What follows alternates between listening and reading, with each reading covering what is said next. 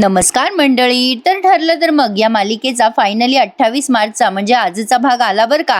तर आज अर्जुन आणि सायली या दोघांना आश्रमाच्या बाजूला एक पुरावा सापडलाय आणि काही गोष्टी आहेत, काही क्लू आहेत, ते त्यांना आता मिळायला लागले आहेत आणि या सगळ्या गोष्टींचे क्लू या प्रियाच्याकडे संशय घेतात. त्यामुळे आता प्रिया लवकरच अडकणार आहे असं दिसतंय. मालिकेमध्ये बराच वेग त्यांनी आता आणलाय. सुरुवातीला मागचा सीन त्यांनी दाखवला, रविराज निघून जात असताना सायली त्यांना रोखते पण ते नाही थांबत. इकडे पूर्णाजीची तब्येत ठीक नसते. अश्विन पूर्णाजीला पाणी वगैरे देतो, विचारतो बरं वाटतंय का पूर्णाजी तुला, चक्कर नाही येते ना. कल्पना ते म्हणत असतात शांत व्हाव पूर्णाई, रविराज भाऊजी चिडणार याचा अंदाज होता की नाही आपल्याला आधी. मग पूर्णाजी रडत म्हणतात नाही ग कल्पना, अगं हे सगळं नाही ग सहन झालं मला वाटलं होतं या लग्नामुळे दोन्ही कुटुंबातला कडवटपणा कमी होईल ग कल्पना, पण बघ ना कल्पना, तो कटुपणा संपण्याच्या ऐवजी आणखीनच वाढला ग. या गोष्टीचं मला फार वाईट वाटतंय. पूर्णाजी रडत असतात तेव्हा लगेच प्रिया म्हणते बाबांनी अशी जाताना धमकी नसती द्यायची. त्यावर सायली तिला छान उत्तर देते. सायली म्हणते अगं धमकी नाही म्हणत त्याला प्रिया, अगं एका वडिलांचा आकांत होता तो. यावेळेला सायलीने पूर्णाजीला खूप सुरेख समजावून सांगितलं. हे तिचं बोलणं मला फार आवडलं. आता प्रिया आणि कल्पनाताई सायलीकडे बघतात रागाने, पण सायली त्या दोघींकडे न बघता पूर्णाजीच्या जवळ बसते आणि म्हणते पूर्णाजी तुम्हाला टेन्शन येणं स्वाभाविक आहे. तुम्ही रविराज काकांना आत्ता जरी अंधारात ठेवलं असेल ना तरी हे सगळं करण्याच्या मागचा तुमचा हेतू चुकीचा नव्हता पूर्णाजी. तुम्हाला 2 घरं जोडायची होती. प्रतिमा आत्याला दिलेला शब्दही तुम्हाला पाळायचा होता. त्यामुळे पूर्णाजी तुमच्या या निर्णयावर तुम्ही ठाम राहा. रविराज काकांना न जरा वेळ द्या, ते त्यांच्या लेकीवरचा राग जास्त काळ टिकू देणार नाही. ही गोष्ट लक्षात ठेवा आणि स्वतःला शांत करा. पूर्णाजी छान बोलली ना सायली, आवडलं मला. आता प्रियाला ते सहन होत नाही बरं का. स्वतः तर काही करत नाही पण दुसरं कोणी चांगलं करत असेल तेही प्रियाला सहन होत नाही. प्रिया सायलीला टोमणा मारते, कोण सांगते पा आली मोठी शिकवायला, हिच्यामुळेच संबंध बिघडले होते हीच सांगते आपल्याला. आता सायली तिच्याकडे बघते आणि तिलाही छान उत्तर देते बरं का. सायली पूर्णाजीच्या समोर बसलेली असते ना, तर आता ती उठून उभी राहते आणि म्हणते प्रिया त्या गोष्टीला फार दिवस झालेत. त्यानंतर रविराज काकांनी तुला आणि प्रतिमा आत्याला इथे येऊ दिलं होतं. सगळ्या गोष्टी निवळल्या होत्या, त्यांचा राग देखील तेव्हा निवळला होता. पण तू आता काय केलंस ग, तुझ्या हट्टापायी तुला जे पाहिजे तेच केलंस ना तू. आता लक्षात ठेवत जाय, यापुढे निदान आगीत तेल तरी ओतत जाऊ नकोस. इतकं जरी केलं ना तरी पुष्कळ झालं. कोणाचं काय चुकलंय हे उगाळण्यापेक्षा नाती जोडायचा प्रयत्न कर प्रिया, ते तुझ्यासाठी जास्ती चांगलं राहील. आता असं बोलल्यानंतर सायलीला कोणी काही बोललं नाहीये बरं का. पूर्णाजी सुद्धा शांत बसल्यात, फक्त बघतायत सायलीकडे. आणि आता सायली एवढं बोलते आणि निघून जाते तिथून. पण काय झालंय प्रेक्षकांनो, प्रियाने आता तिची शोध मोहीम जरा जास्ती फास्ट सुरू केली आहे आणि अर्जुन सायलीने सुद्धा. त्यामुळे प्रिया तिच्या या सगळ्या भानगडीमध्ये अडकू शकते. आता मैपतचा सीन दाखवलाय त्यांनी. मैपत त्या पवार वकिलाला ओरडत असतो, काय रे पवार, तुझ्या एवढ्या सगळ्या डिग्र्या काय कामाच्या, काय उपयोग आहे तुझ्या शिक्षणाचा, अरे 3 आठवडे झाले माझी पोरगी जेलात आहे. 3 आठवडे म्हणजे किती रे. आता लगेच तो माणूस म्हणतो 21 दिवस, तो पवार म्हणतो. मग आता मैपत त्याची कॉलर पकडतो आणि म्हणतो जास्ती शांतपणा शिकवतो का रे, काय केलं काय रे तू आतापर्यंत, तू जर खरा वकील असता ना तर माझी पोरगी घरात असती आतापर्यंत. पवार म्हणतो आज काय करता मैपत साहेब, मी वाचवायचा प्रयत्न करतोय ना, तुमच्या मुलीला पण वेळ लागेल ना थोडा. मग आता मैपत म्हणतो का वेळ लागणार आहे, मुहूर्त काढायचंय का तुला, बैस इथं खाली. नगराज शेठ पंचांगाना बरं. आता पवार म्हणतो असं काय करता अहो मैपत शेठ, त्या अर्जुनने किती मजबूत पुरावे सादर केलेत कोर्टामध्ये, हे सगळे पुरावे खोटे आहेत, मला ते सिद्ध करायचं आहे ना, पण मला प्रयत्न करतोय ना मी, थांबा ना जरा. मैपत म्हणतो अय कायचे प्रयत्न करतो रे तू, तुझ्या प्रयत्नासाठी तुझ्यावर पैसे होतो का मी, तुला पैशाची आंघोळ घालतो ना मी, मला काय माहित नाही, मला माझी पोरगी घरात पाहिजे म्हणजे पाहिजे. नागराज म्हणतो अरे मैपत बाबा, त्याच्यावर ओरडून काय उपयोग होणार आहे बाबा, जरा शांत राहा, त्याला जे करायचंय ते करतोय ना तो, हे बघ कुवत कमी आहे रे बाबा त्याची. आता मैपत म्हणतो अय उठ. मैपत पवार वकिलाला म्हणतोय उठ, आता माझ्या पोरीला सोडण्यासाठी दुसरा रस्ता शोध आणि तोवर मला तुझे तोंड दाखवू नको, चल निघ इथून, असं म्हणून तो पवारला हकलून देतो. आता मैपत आणि नागराज मध्ये भांडणं लागतात प्रेक्षकांनो. पवार वकील गेल्यानंतर नागराज म्हणतो असं काय करतो मैपत, अरे तुझ्या डोक्यावर बर्फाची लादी ठेव. आता मैपत म्हणतो ती पण पेटाल नागराज शेठ, ती पण पेटाल, कोणी कामाचे नाहीये. पवार पण बिनकामाचा, माझे माणसं पण बिनकामाचे. अरे त्या माणसाला मी सांगितलं होतं त्या थेरड्याची सही केलेली चिठ्ठी आणा, ती चिठ्ठी पण हरवली माझ्या माणसाची, आणि तुम्ही पण काही कामाचे नाहीये हो नागराज शेठ, काय कामाचे तुम्ही दोघं, ती प्रिया आणि तुम्ही काय कामाचे. आता तो कॉलर धरतो नागराजची आणि म्हणतो काय किल्लेदारच्या घरात पडेल राहता तुम्ही, काही खबर काढली का नाही तुम्ही अजून? नाही, नुसती ट्यू ट्यू ट्यू ट्यू करता ना. नागराज आता चिडतो आणि म्हणतो, अय मैपात, कॉलर सोडायची हा माझी, कॉलर सोडायची. एक मित्र म्हणून तुला समजून घेतोय मी, तुझी पोरगी जेलात आहे म्हणून तू टेन्शन मध्ये म्हणून समजून घेतोय तुला मित्र म्हणून, पण कॉलरला नाही धरायचा मैपात. मैपात माझी कॉलर सोड. आता मैपात कॉलर सोडून देतो. मग नागराज त्याला टोमणा मारतो मैपातला आणि म्हणतो, काय रे मैपात, स्वतः केलेले 10 खून पचवतोस रे तू, पण तुझ्या पोरीने केलेला 1 खून आणि तोही चुकून केलेला खून, तो तुला भारी पडतोय का रे? अरे मैपात, तुझी लढाई अजून खूप मोठी आहे रे, आणि तुझ्या या लढाईमध्ये तुला साथ देणारा हा एकच मित्र आहे, तो म्हणजे हा नागराज. या नागराजला डसायचं नाही, सापाला डसत नसतात, सापाला पाळत असतात, लक्षात ठेव. आणि आता माझ्या वाट्याला जाऊ नकोस. मग आता लगेच हा मैपत म्हणतो त्या प्रियाचं. नागराज म्हणत असतो, तू माझ्यापासून सांभाळून राहा बाबा. मग हा मैपत म्हणतो, त्या प्रियाचं काय करू मग? त्या प्रियापासून पण मी सांभाळून राहू का? मग आता नागराजने ती सगळी जबाबदारी झटकून टाकली आहे. नागराज म्हणतो, तिचं काय करायचं ते तुझं तू बघून घे बाबा, तिचा आणि माझा काही संबंध नाहीये. हा सीन तेवढ्यापुरताच इथे दाखवलाय. पण आता बघा, हा मैपत पुढे फोन करतो, त्यानंतर पुढे काही दाखवलेलंच नाहीये त्यांनी. मैपत आणि या नागराजची बाचाबाची झाली आहे आणि आता हा मैपत त्या प्रियाला फोन लावतो की पुढे काय करायचं, प्रिया काही करते की नाही हे ऐकून घेण्यासाठी आणि जाणून घेण्यासाठी. थोडक्यात त्यांनी असं दाखवलंय की मैपत आता प्रियावर प्रचंड प्रेशर टाकणार आहे, त्यामुळे प्रिया बावळ्यासारखी करणार आहे. आता सायली म्हणत असते, प्रिया या कोशिंबिरीत साखर टाक हं. मग प्रिया म्हणते, तुझी तू टाक ना, मला कशाला सांगतेस? सायली म्हणते, अगं असं काय करतेस, अशा गोष्टी आयत्या वेळी घालाव्या लागतात, कोशिंबिरीला पाणी सुटेल ना साखर घातली तर. आणि तसंही मला सध्या फक्त सगळ्यांचं स्वयंपाक करायची परमिशन मिळालेली आहे, सगळ्यांसोबत जेवायची परमिशन नाही मिळाली आहे प्रिया. तुझ्या कृपेने मिळाली होती एकदा, पण आता तू कोशिंबिरीत साखर घालून घे. सायलीने प्रियाला ही सूचना दिली आहे आणि ती तिच्या बेडरूम मध्ये निघून गेली आहे. आता सायलीला जायचंय अर्जुन सोबत तिकडे चौकशी करायला, त्यामुळे सायलीने सगळं लवकर पटापट आवरलंय आणि निघाली आहे. पण आता बघा, प्रियाला तिचा पाठलाग करायचा आणि ती करते सुद्धा. आता सायली वर गेल्यावर विचार करते, प्रिया ही महाराणी मला ऑर्डर सोडणार का आता? खड्ड्यात जाय चल, आल्यापासून एक तर मी केव्हाची इथे राब राब राबते, तुझं ऐकून मी कशाला काही करू? आता तेवढ्यात विमल म्हणते, अहो ताई साखर घालायची आहे ना तुम्हाला? मग आता प्रिया म्हणते, तू घाल ना, मला कशाला सांगतेस? मग विमल म्हणते, अहो ताई पण. मग प्रिया म्हणते, चल घाल चुपचाप तू साखर. आता विमल साखर घालते, पण इकडे मैपतने प्रियाला फोन लावलाय आणि त्या फोनची बेल एवढ्या वेळ ऐकवलीये की तुम्हाला काय सांगू. आता सायली वर जाते, पर्स घेते, मग प्रिया तो फोन उचलायचा म्हणून बाजूला जाते. आता विचार करते, हा मैपत मला का फोन करत असेल, काय झालं असेल? प्रिया या टेन्शनमध्ये. तोपर्यंत सायली जिने उतरून खाली आली आहे, बाहेर पण पळाली आहे, तो वर या प्रियाचा फोन वाजतोच आहे आणि तो ती वाजू देतीये. आता प्रिया विचार करते, अरे ही सायली पळाली म्हणजे हिने अर्जुन सोबत जाण्याचा प्लॅन कॅन्सल नाही केला, ही अजूनही जाणार आहे अर्जुन सोबत. आता प्रिया विचार करते, हिचा पाठलाग करायला हवा. आणि सायली आता पळते बरं का अक्षरशः, आणि प्रिया पण तिचा पाठलाग करते. आता या दोघी जणी स्वयंपाकाला घातल्या यांनी चुलीत. आता ही पळाली आणि तिच्या मागे ही पळाली, म्हणजे सायलीने केलाय सगळा स्वयंपाक, पण बघा ना प्रिया कशी पळते त्या सायलीच्या मागे. हा थरार ना प्रेक्षकांनो त्यांनी 15 मिनिटं रंगवलाय, त्यामुळे आजचा एपिसोड तुम्हाला जरा लहान झाल्यासारखा वाटेल. प्रिया सायलीचा पाठलाग करते आणि सायली रिक्षावाल्याच्या म्हणजे त्यांना सांगते रस्ता इकडे जा इकडे जा, आणि ती प्रिया आहे ना लिटरली रिक्षाच्या बाहेर आली आहे, तरी पण सायलीला दिसत नाहीये. या गोष्टीचं मला जरा नवलच वाटलंय, म्हणजे अख्खीच्या अख्खी बाहेर आहे बरं का ती रिक्षाच्या अर्धी, तरी पण सायलीला दिसत नाही. आणि या दोघींची रिक्षा एका मागोमाग एकच आहे. आता ती रिक्षावाल्याला सांगते प्रिया की त्या रिक्षाचा पाठलाग करा. हा थरार एकदम म्युझिकद्वारे इथे रंगवलाय.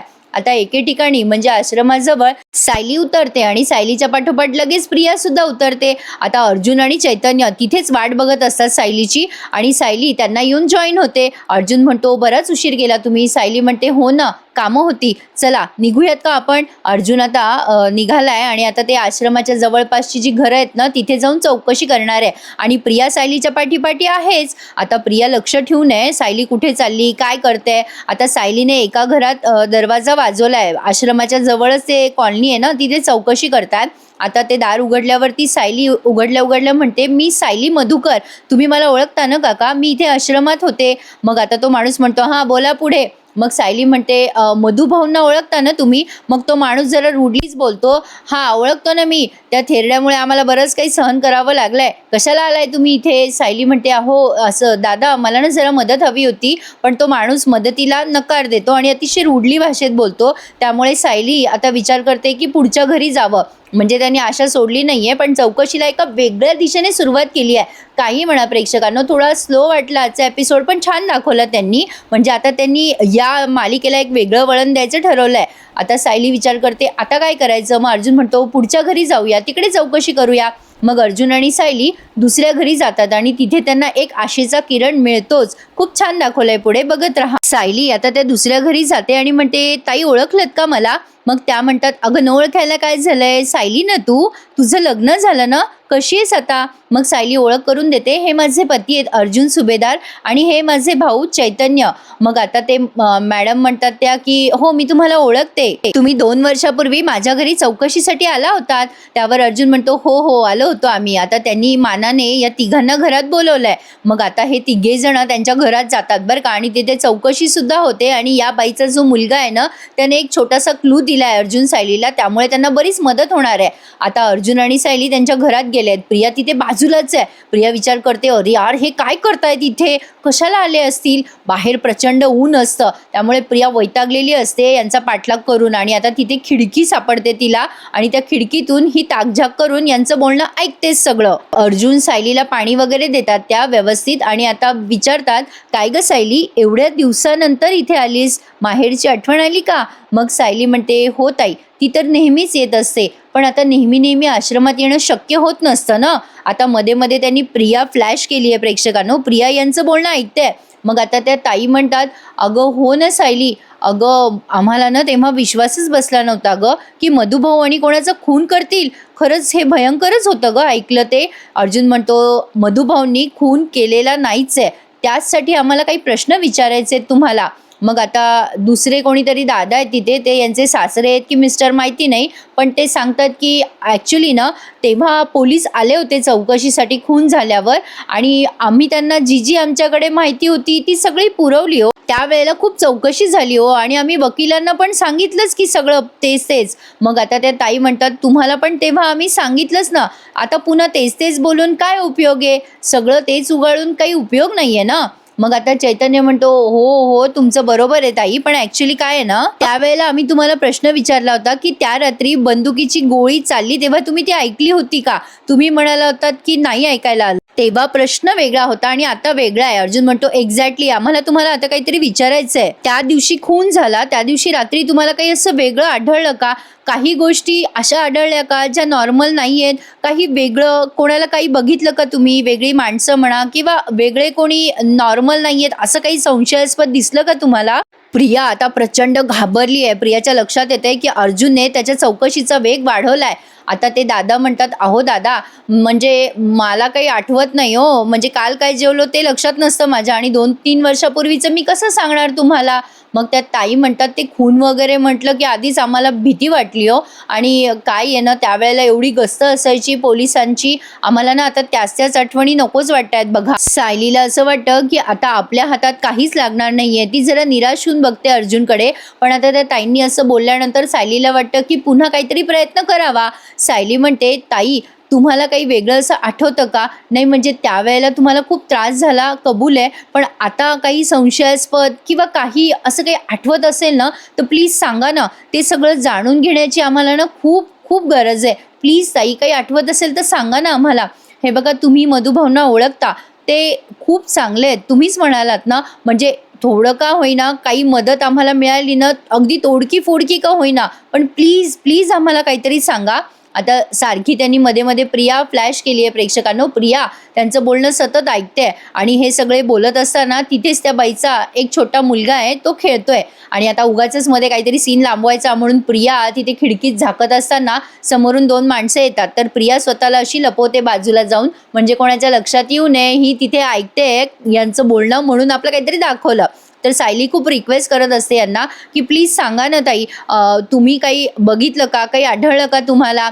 त्यांनी चौकशीचा वेग आता वाढवलाय. मग आता प्रिया घाबरते, तिला वाटतं कोणी बघितलं की काय तिला. मग पुन्हा प्रिया त्या खिडकीत जाऊन उभी राहते ऐकण्यासाठी. प्रियाने ऑलमोस्ट सगळं ऐकलंय बरं का, पण काहीतरी झालंय पुढे, त्यामुळे प्रिया तिथून निघून जाते ऐन पॉइंट वरती. सायली म्हणते, कुणी अनोळखी व्यक्ती तुम्हाला इथे दिसली का? मी तुम्हाला जरा मदत करते आठवण्यासाठी. भांडणं म्हणा, वादावादी म्हणा, किंवा अशा काही व्यक्ती ज्यांच्या भेटीगाठी तुम्ही कधी बघितल्याच नाही, म्हणजे त्या व्यक्ती एकत्र अचानक दिसायला लागल्या, असं काही तुमच्या लक्षात आलं का?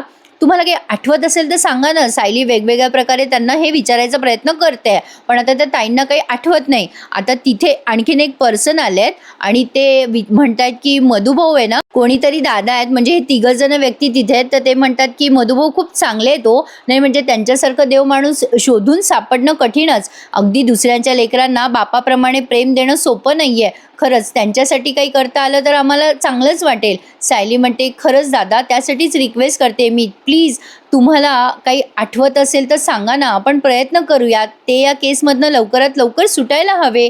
मग आता अर्जुन म्हणतो, तुम्हाला काही आठवतं का दादा, काही वेगळं संशयास्पद? मग आता ते दादा म्हणतात, हो आठवतंय ना मला. आणि आता ते सांगायला लागतात की त्या दिवशी भांडणं आणि वादावादी म्हणजे तेव्हा होतच राहायचं यांच्या घरी. तो बिल्डर होता ना कोणीतरी, त्याने ना खूप खूप हैदोस घालून ठेवला होता. मधुभाऊंना तो खूप त्रास देत होता, पण कधीच मधुभाऊ घाबरले नाही त्या बिल्डरला. चैतन्य म्हणतो, कोण बिल्डर हो? मग तो माणूस म्हणतो, अहो तो बिल्डर महिपत शिखरे, त्याने खूप भांडणं केले हो आश्रमात येऊन, वादावादी, त्रास देणं. एकदा तर त्याने आश्रमातलं पाणी देखील कापलं होतं, वीज देखील कापली होती, पण तरी सुद्धा मधुभाऊ त्याला ठामपणे उत्तर द्यायचे. त्याला सांगायचे की काहीही झालं तरी मी या शिखरेला माझा आश्रम विकणार नाही. त्या ताई म्हणतात, अहो टॅक्स भरण्यावरनं सुद्धा त्यांनी मधुभाऊंना खूप त्रास दिला होता हो. मग अर्जुन म्हणतो, हो या सगळ्या बाबतीत मला कल्पना आहे आणि हे सगळं मी कोर्टामध्ये प्रेझेंट केलंय ऑलरेडी. महिपतने सुद्धा स्टेटमेंट दिलंय की तो एकदा आश्रमात आला होता, त्यामुळे या गोष्टी आपल्याला फार उपयोगी पडणार नाही. पण तुम्हाला दुसरं काही आढळलं का, काही संशयास्पद आणखीन काही? मग आता सायली म्हणते, तुम्हाला विलासबद्दल काही आठवतंय का? आता सायलीने असं सांगितल्यावर ते लोक विचार करायला लागतात, काय बाबा विलास, म्हणजे ज्याचा खून झाला तो का?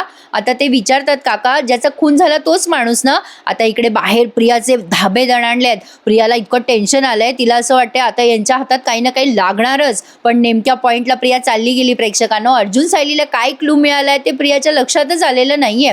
प्रिया आता सारखी कान देऊन ऐकते. आता ते अर्जुन म्हणतो, हो तोच विलास. आता तेवढ्यात काय झालंय, पुढे काही हे बोलणार तेवढ्यात इकडे प्रियाचा फोन वाजलाय. प्रिया वैतागते कारण पूर्णाजीने फोन केलेला असतो प्रियाला.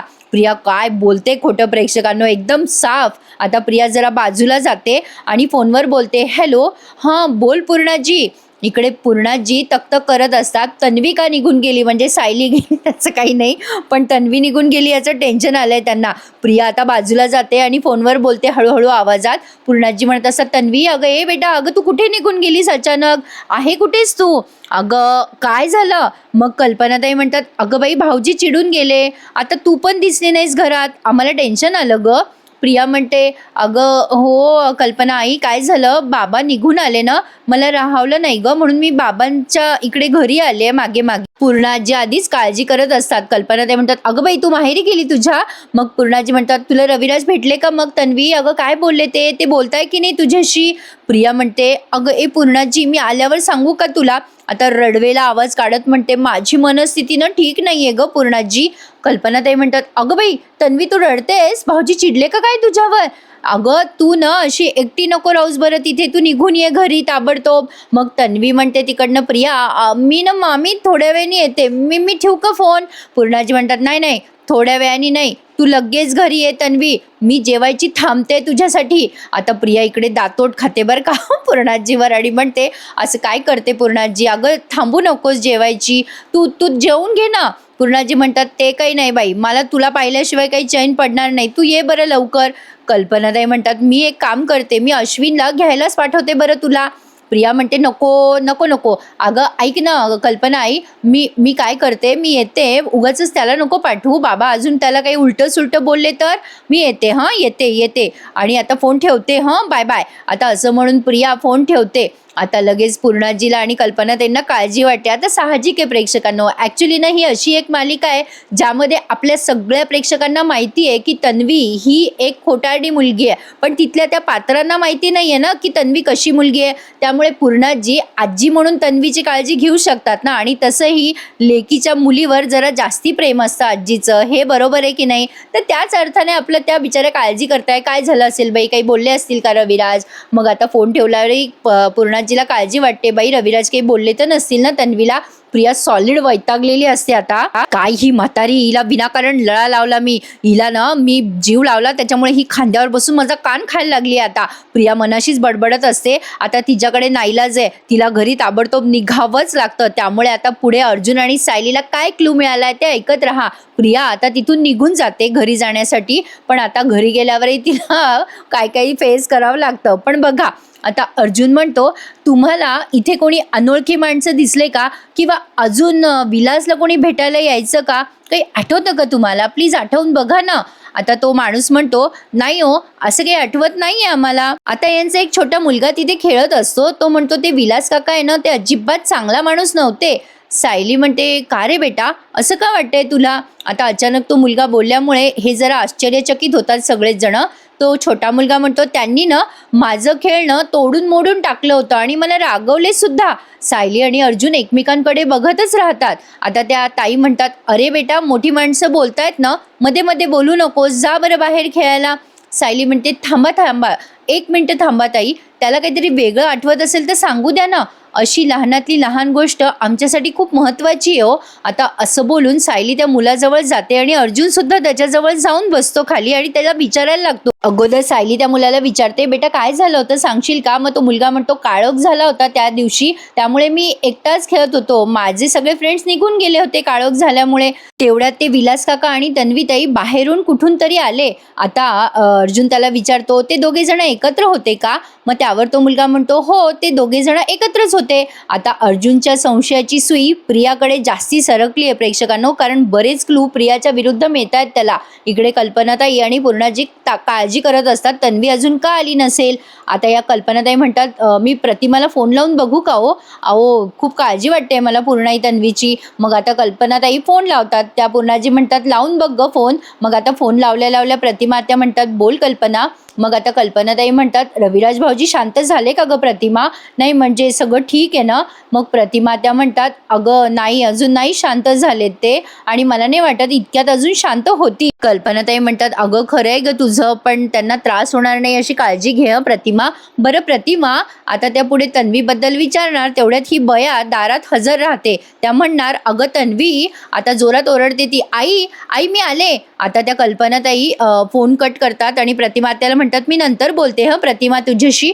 आता पूर्णाजी इतकी काळजी करतात, बाई तन्वी अगं किती उशीर केलास बेटा. काय गो काय म्हणाले बाबा, बरे आहेत ना ते. कसली खोटं बोलते बघा नाही. ती पुढे म्हणते, अगं नाही ग पूर्णाजी, मला बाबांना समजवण्याची संधीच नाही मिळाली. त्यांनी मला घरात पण नाही घेतलं ग, त्यांनी तोंडावर दार लावलं. अरे बापरे, कमाले बाबा खोटं बोलायची. प्रेक्षकांनो एखादा एक लाईक करायला विसरू नका, खूप मोठे मोठे डायलॉग असतात या मालिकेमध्ये. तर असो, आता सायली त्या मुलाला विचारपूस करते आणि अर्जुन सुद्धा तो सीन त्यांनी पुढे कंटिन्यू केलाय. सायली आता त्या छोट्या मुलाला विचार, मग काय झालं बेटा. आणि अर्जुनला म्हणते, बहुतेक ना हो ती खुनाचीच रात्र असणार. मग तो मुलगा म्हणतो, त्या दिवशी काय झालं, माझा धक्का लागला त्यांना आणि ते विलास काका चिडले. माझं खेळणं त्यांनी माझ्या हातातून घेतलं आणि त्यांच्या पायंदळी तुडवलं आणि तोडून टाकलं त्यांच्या पायाने. सायली ताई, असं कोणी वागतं का ग लहान मुलांशी. सायली म्हणते, हो रे बेटा तुझं बरोबर आहे, असं वागायला नको होतं त्यांनी तुझ्याशी. मग आता तो मुलगा पुढे म्हणतो, ती प्रियाताई आहे ना, ती पण फार वैतागलेली दिसत होती ग सायलीताई. प्रियाताई मला म्हणाली की शेजारची कार्टी नको तिथे कडमडतात.